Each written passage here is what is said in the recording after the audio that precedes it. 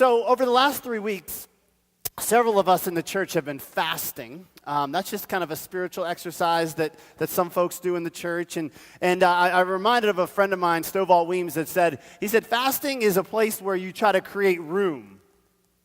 And you think about that like fasting, if you have like a test, like you're empty, your stomach's empty, But on a spiritual level, when you're fasting, you're really trying to make room to hear from God and to listen to God, because Stovall says that God is a filler, not a forcer.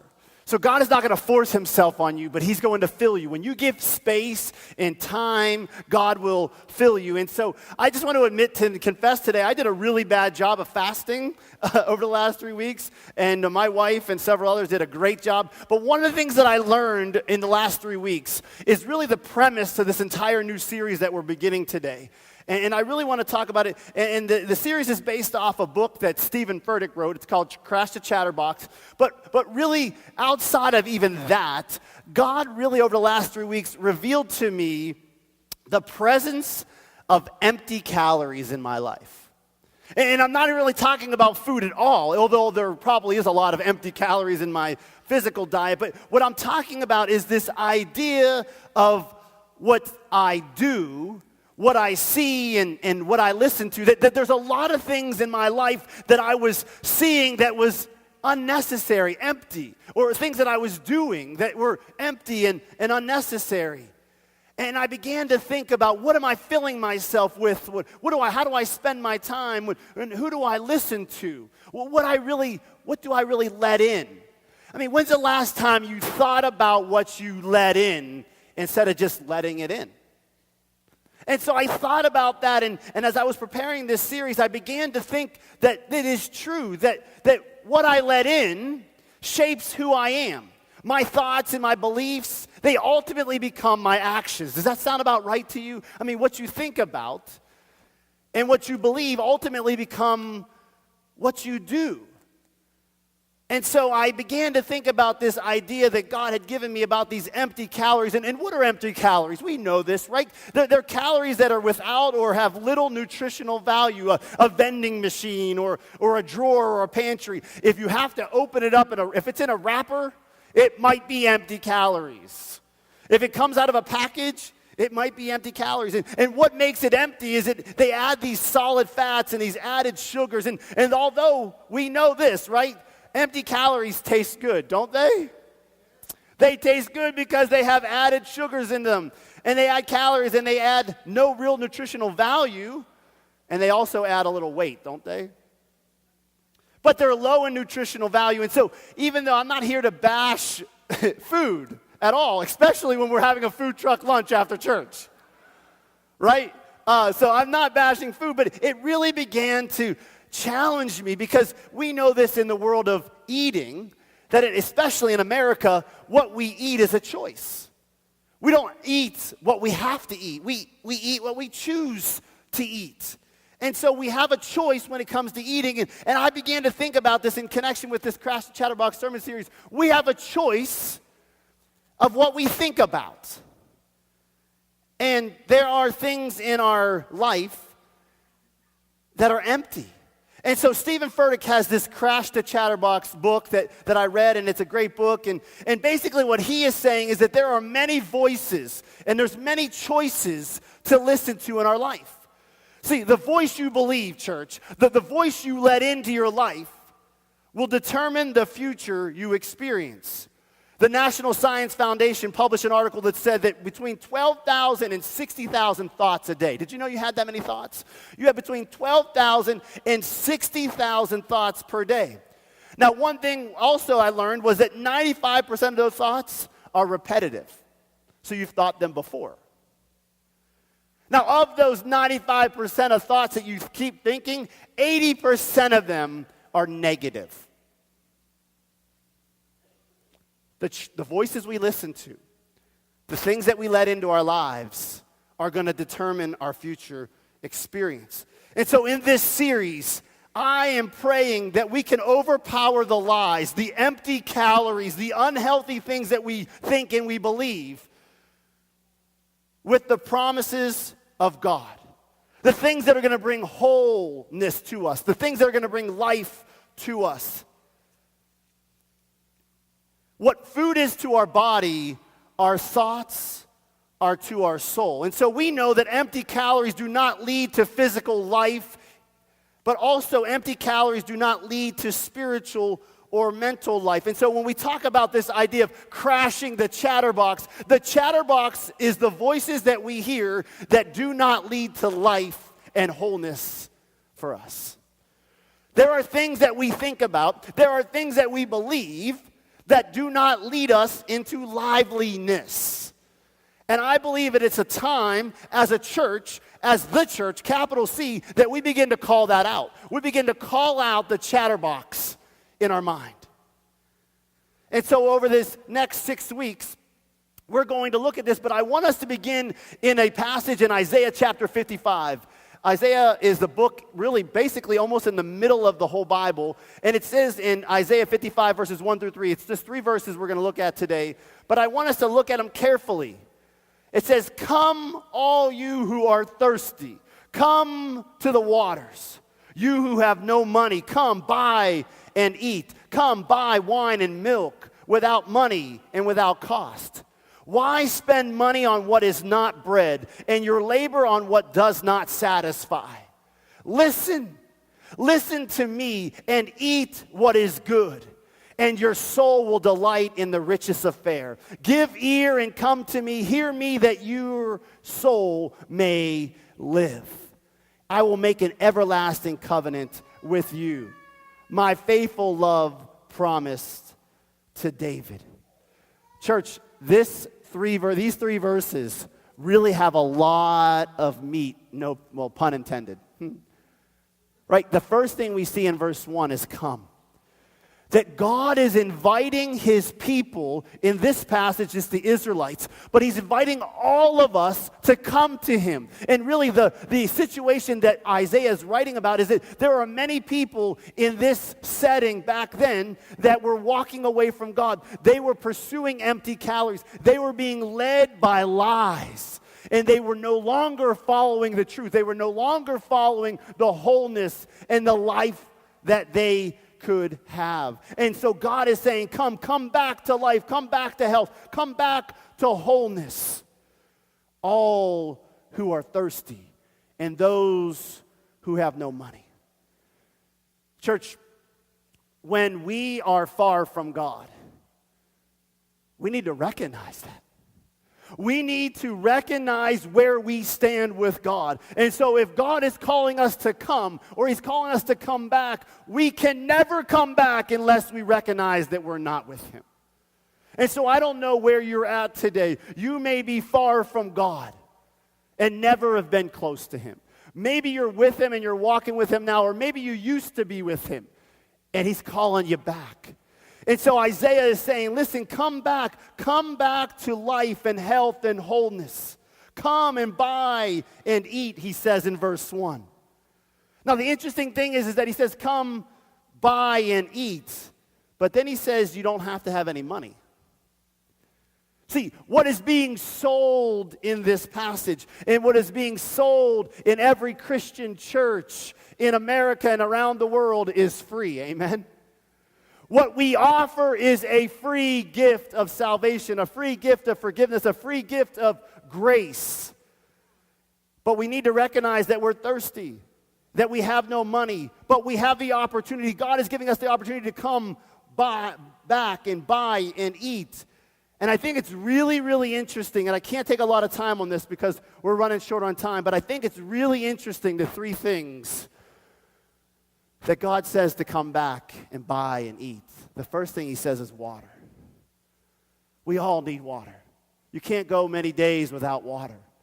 And so what God is offering is the essentials to life. It is the thing that can revive the parched spirit. What we're offering is water. What is being offered by God in this passage and what is being offered by God in church is water. Because it revives us, it's newness. And the second thing is wine. And this is kind of funny to me, right? Because I'm not a drinker. But this is, if you ever wanted to defend your glass of wine at dinner, here it is, okay? But in the Bible, wine is a depiction of joy. Now, I think that's kind of funny, right? But that's what it is. So water is the newness, the revival, the reviving, and the wine is the joy. That when you come back to God, you not only get the revival and the life-sustaining power, but you also will get the joy. And then thirdly, it's milk, which is the nourishment and the growth. And so what God is saying is, come back to me. Come back to the truth. Come back to life, because you can be revived. You can have joy, and you can grow and be nourished. Verse 2, it says, why spend money on what is not bread and your labor on what does not satisfy? What the prophet is saying is, listen, with all of these things being offered, water, wine, and milk, why would you want anything else? And see, so often, church, what we do is we travel after the empty calories. We travel after the lies. We pursue all the things that won't give us life. Just like in the physical world, when we eat the candy bars, when we eat the sweets, it doesn't lead to nutritional life. But that's what we go after. And the same thing is in our mental and our spiritual life. We go after those things, and it doesn't lead to liveliness. And Isaiah is saying, why do we go after those things? Why spend money on what is not bread and your labor on what does not satisfy? I mean, it appears that Isaiah is talking about the physical, but what he's really talking about is the spiritual and the mental. And I think why I know this is if you follow me to the second part of verse 2, it says, why spend money on what is not bread and your labor on what does not satisfy? And then he says this, listen to me. Church, it matters that we listen. When's the last time you had to listen when you were talking about eating something? He's talking about more than the physical here. He's saying, listen, if you want to come back and if you want to have life, it's not about what you eat in the physical world. It might just be about what you eat in the mental world, what you let in, what you consume. And he's saying, listen to me and eat what is good. He's not talking about the physical. He's talking about the spiritual and the mental. And he's not shouting at him. He's saying, listen, this is what you've got to do. You need to concentrate on what I'm saying. You need to desire to comprehend it. You need to hope that you can receive it. You need to listen to what is whole and is true as opposed to what is empty. Because, church, when we listen to God, when we hear what he's saying to us, we will indeed receive what we need, and our souls will delight in abundance. So my question is, who and what are you listening to?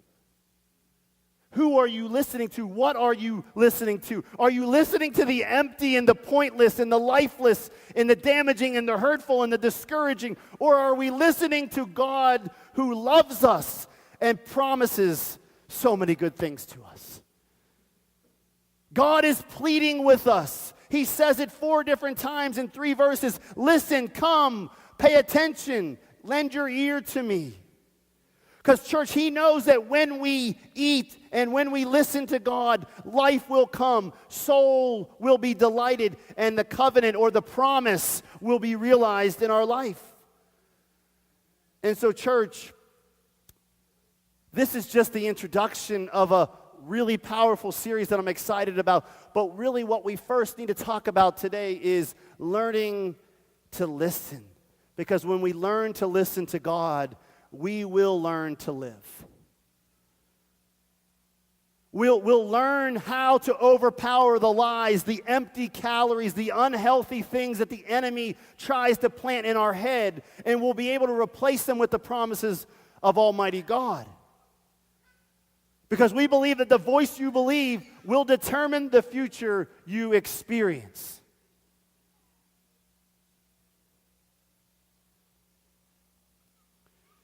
So I have a couple questions for you now.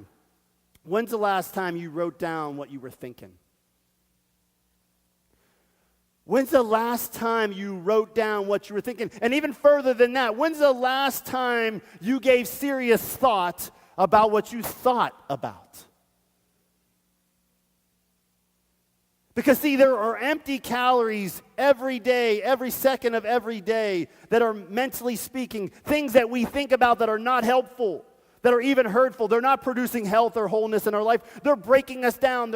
They're helping us lose confidence and distorting our view and understanding of God. Maybe the thought life you have, it fires you up, and now you see it's led you to unwise decisions.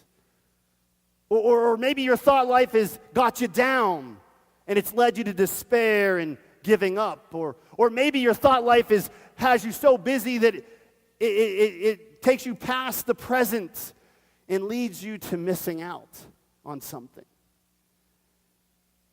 The series of messages, we're going to attack the empty calories in 4 areas. The empty calorie of insecurity. Now, I know none of you will confess that you're insecure, but I am the chief of the insecure club. Every pastor is insecure. They're lying if they tell you you're not.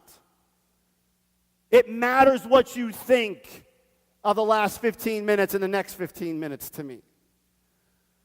So we have to battle the empty calories of insecurity. We have to battle the empty calories of fear, the empty calories of condemnation, the empty calories of discouragement. These are all the empty calories of the mental world, the things that run around in our head, and if we don't confront them, they will lead us to unhealth. Now, something that's pretty interesting in our house is that when I'm doing something nonverbal, right, so when I'm not talking, I don't want anyone else talking. So if I'm doing something nonverbal, like studying or reading or trying to listen to somebody else, I cannot have anybody else doing anything verbal. So like if I'm trying to sleep, I don't want you talking. When I'm trying to read, I don't want you talking. When I'm trying to listen to your mother, I don't want you talking. Now, I have a son, and he is 13, and he processes things very differently. Where I want quiet, he concentrates with noise. Like, so when he studies, this is how he studies.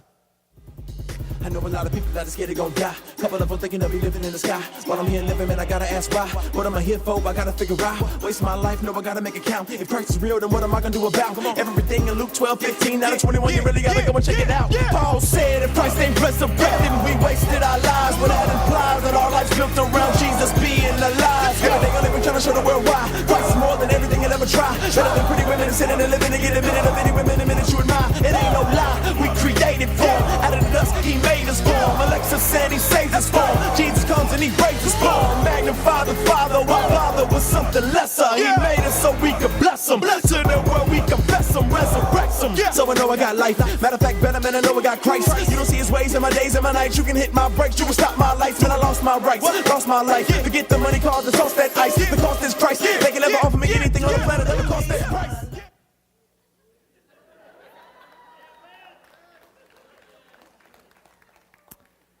How do you study with that?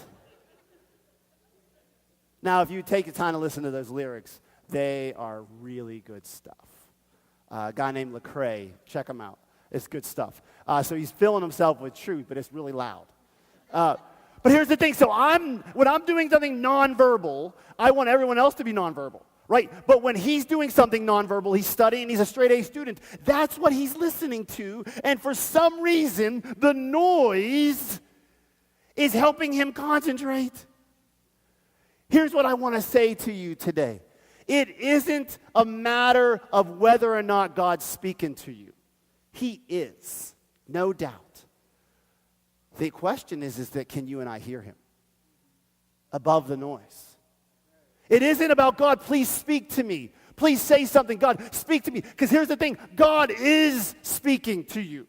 God is talking. It's not a game of hide and go seek. It isn't about him trying to hide and not speak to you and just kind of let you out there to dry. No, God is talking to you. God is speaking to you. However, so often in our lives, the empty calories are drowning it out. And so we're calling it out.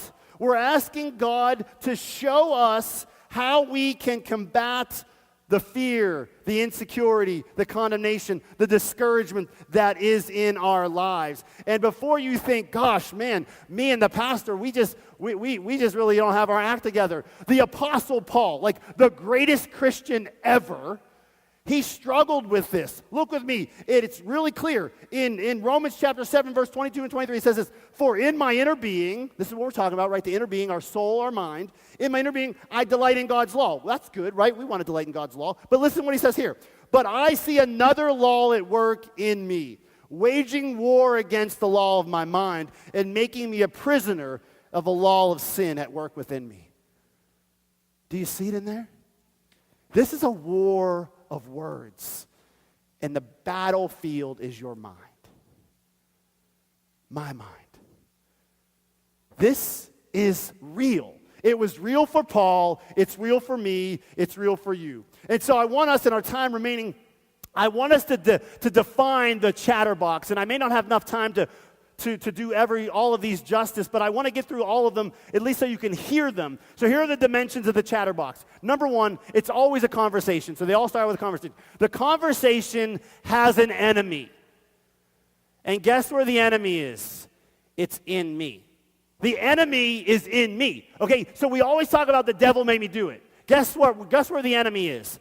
He's in you. He's in your mind. That's where the battlefield is at, right? I'm not saying that Satan's in you, that you're like, possessed or anything. I'm saying that the battlefield is in your mind. So it's not about, it doesn't matter how many people are cheering you on from the outside or so many people are criticizing you from the other side. If we don't look on the inside, we're never going to be victorious.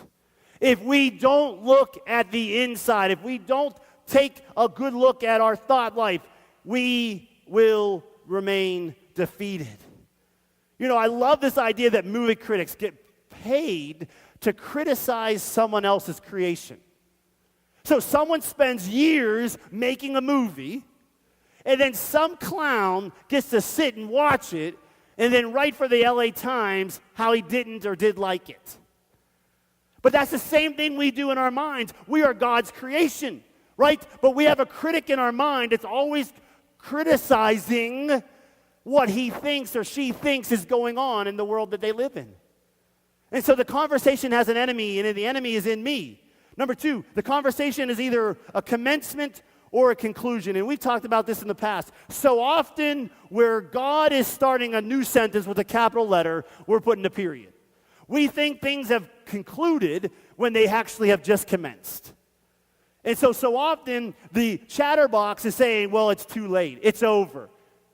Hey, that would have been great, but you know what? You're never going to be able to do it. Furtick says this, lies create limitations. And church, when we believe lies, they create limitations, and those limitations lead to less than the Lord's best for you. And so, church, if we continue to not confront these empty calories, these lies in our lives, we then make all those statements true, that it is too late. It doesn't matter.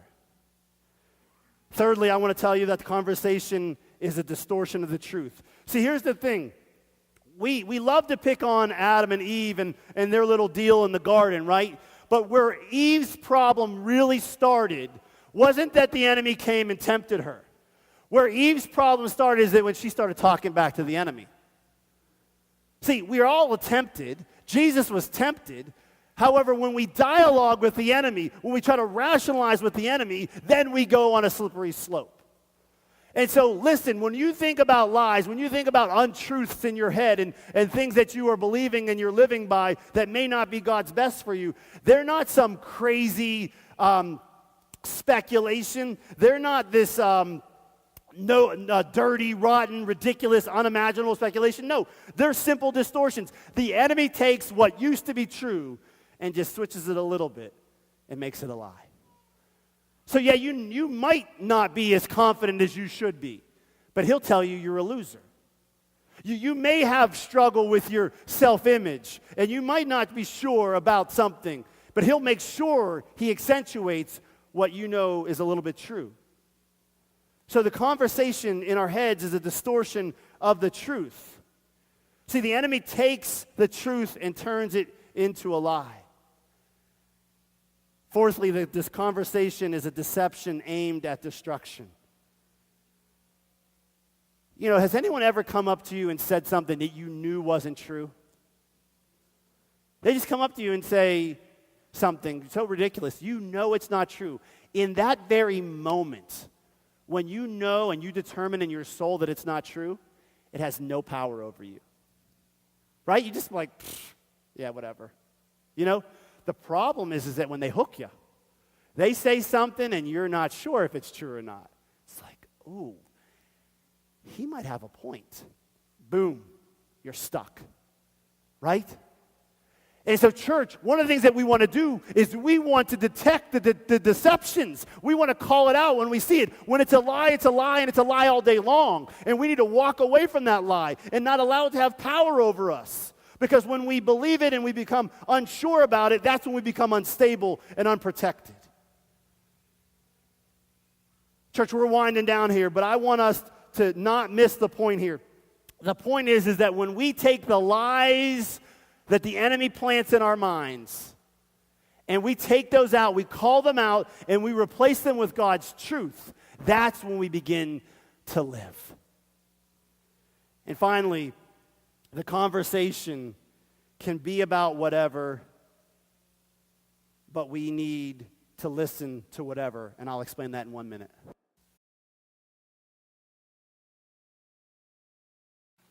Here's the truth, right? Here's the truth. We hear what we want.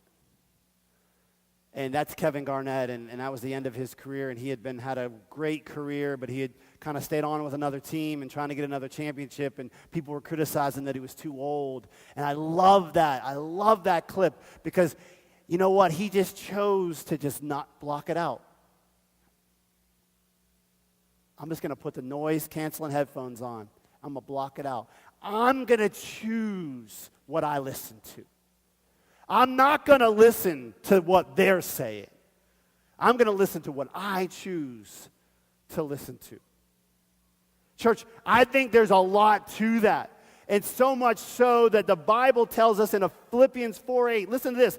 Finally, brothers and sisters, whatever is true, whatever is noble, whatever is right, whatever is pure, whatever is lovely, whatever is admirable, if anything is excellent and praiseworthy, what?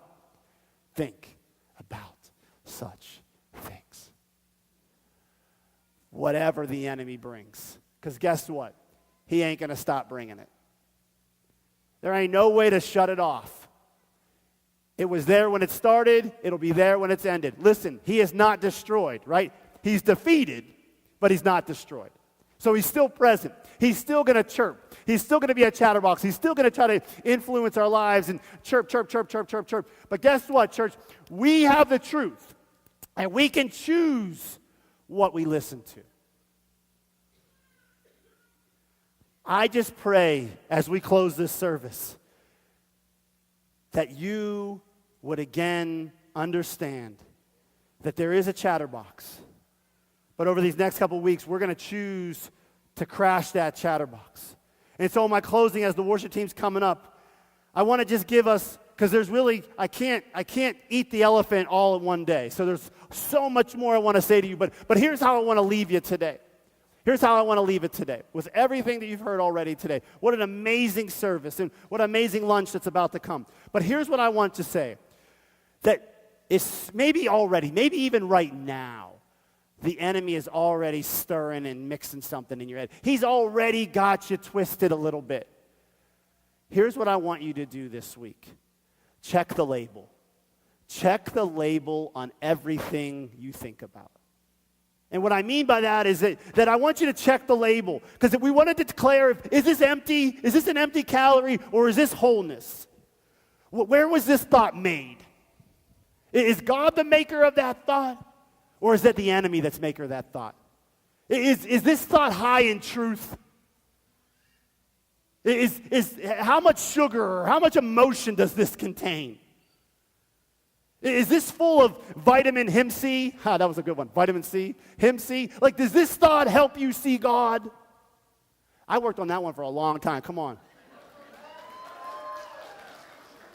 I told you I was insecure. I need some affirmation. Here's the thing: is not really. Is this high in vitamin Him C? I mean, like when you have that thought, is it drawing you closer to God, or is it pulling you away? I mean, is it low in carbohydrates? You know what I mean? Like, does this discourage you? Like, is this thought discouraging you? It's not. It's not from the Lord. The Lord's not trying to discourage you. He's not trying to push you further away from Him. Does it contain the empty calories of insecurity, fear, condemnation, or discouragement? Because here's what I want to leave you with today. God says, I am. Every time you get a thought about insecure, you're being insecure, I want you to say, God says I am. Anytime you see and you get afraid, say, God, He will. God, He will. Say, God said He will do it for you when you're afraid. How about that? The empty calories of condemnation or blame. You need to say, God said He has already. He has already. When you have that empty calories of discouragement, say, God says I can. No matter what they say, what I'm hearing is God says I can. God says I am.